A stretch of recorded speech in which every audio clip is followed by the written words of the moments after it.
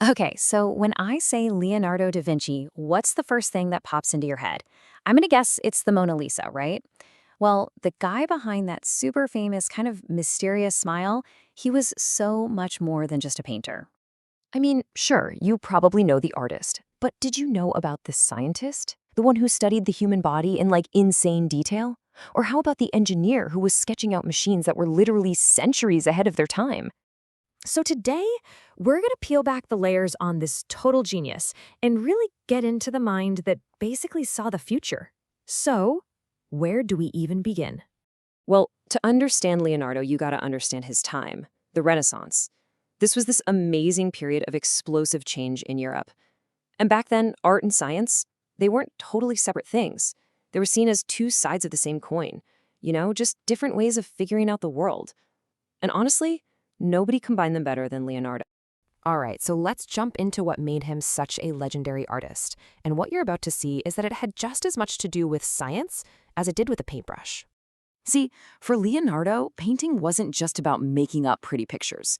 It was all about capturing what was real. He truly believed that to paint a person properly, you had to understand what was going on under their skin. I mean that literally. And here's how he pulled it off. On one hand, his artistic goal was pretty straightforward: make paintings that looked unbelievably real. But his scientific method for getting there, whoa, it was intense. He actually dissected and studied human bodies just to understand every single muscle and bone. Yeah, he wasn't just doodling. This was serious scientific research. His drawings of skeletons, muscles, the heart, even a baby inside the womb, they were so ridiculously accurate, you could probably find them in a medical textbook today. Okay, let's go back to that famous painting for a second.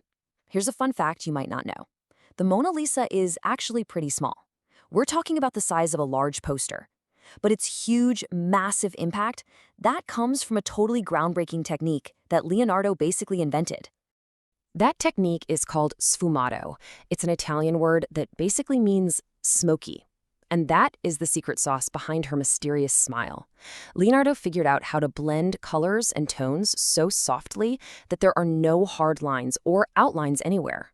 It's what makes her expression feel so incredibly real and, well, alive. So how did he actually do it, this smoky effect? Well, it was a seriously painstaking process. He would apply tons of super, super thin, almost transparent layers of paint, one on top of the other. This let him blend the colors perfectly, get rid of any harsh lines, and create this amazing sense of depth that makes his paintings feel like you could just step right inside. But here's the thing. Leonardo's genius didn't stop at the canvas, not even close. He also filled up all these notebooks with incredible designs for machines that wouldn't actually exist for hundreds and hundreds of years. And the range of his ideas is just mind-blowing. He designed an armored vehicle that was pretty much a 500-year-old version of a tank. It could move and fire in any direction.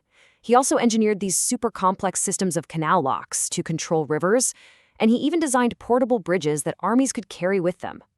And here's something really fascinating about him as a person. Even while he was drawing up these incredible war machines, he actually hated conflict. He once called war a form of madness.